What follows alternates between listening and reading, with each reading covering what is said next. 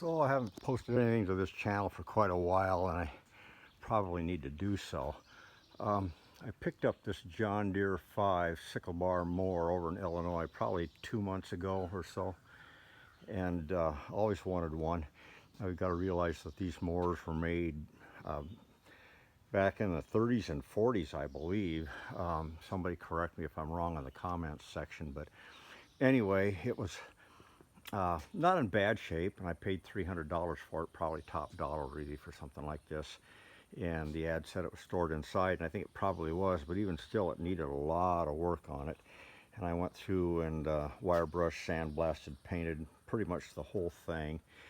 Right now I've got it mounted up to a Massey Ferguson 2860M compact tractor, and it's the biggest compact tractor that Massey makes, and it seems like it's going to handle it okay.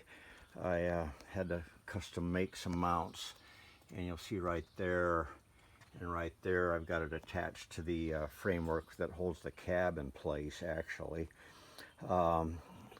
and the rear axle too. So you've got to worry about the torque that thing puts on there when you drop that sickle bar down, and it's heavy for a 72-year-old guy. It's kind of not all I can handle, but it's up there in weight.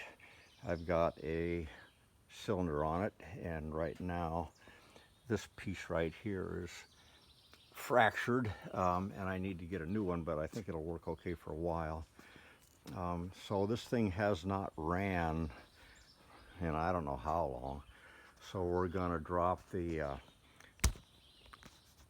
bar and turn on the PTO and see if it runs, and then if it does, we're going to try mowing a little bit.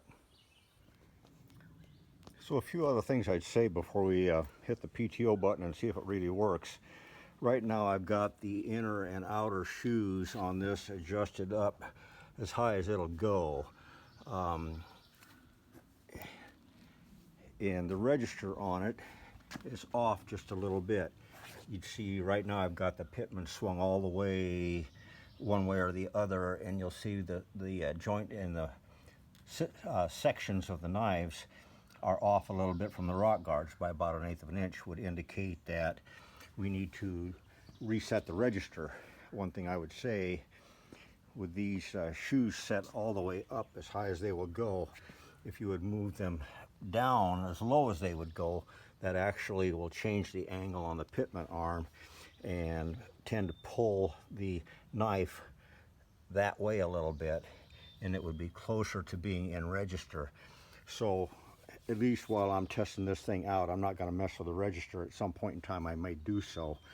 I did go through and change all the ledger plates. It's hard to see, but there's a ledger plate right there, and they've all been changed with new ones, so I'm hoping that it will cut fairly well. Heck, I'm just hoping that the thing runs. And anybody that's going to point out that, hey, I'm missing PTO shield, yeah, I'm well aware of that. I'd love to have PTO shield that went with this tractor, but I've got a healthy respect for PTOs. I'm not going to be anywhere near that thing when it's running. So if you've got that comment, hey, if you've got PTO shields you want to sell me, leave something in the comment section. I'll probably be contacting you. So right now I've got the Massey Ferguson idling, and one thing about this tractor is it's got a PTO push button right here. Like if you're running a grain elevator or something like that and you want to turn on the PTO, you can do it. So this thing has not ran for I don't know how long, but we're just going to push this button and kind of see what happens.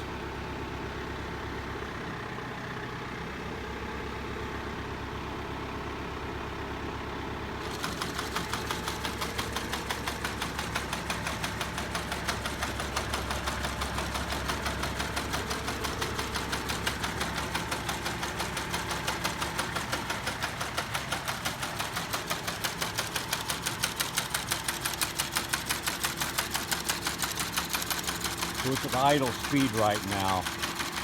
You get it up to the 540 PTO range, it'll look and sound a little bit different.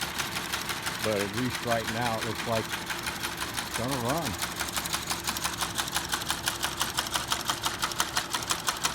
Down below, the river's flooded and I can't get down there right now to mow. We've got a little bit here. It's kind of rough land, but I dropped the mower and turned it on. Seems like it's cutting okay.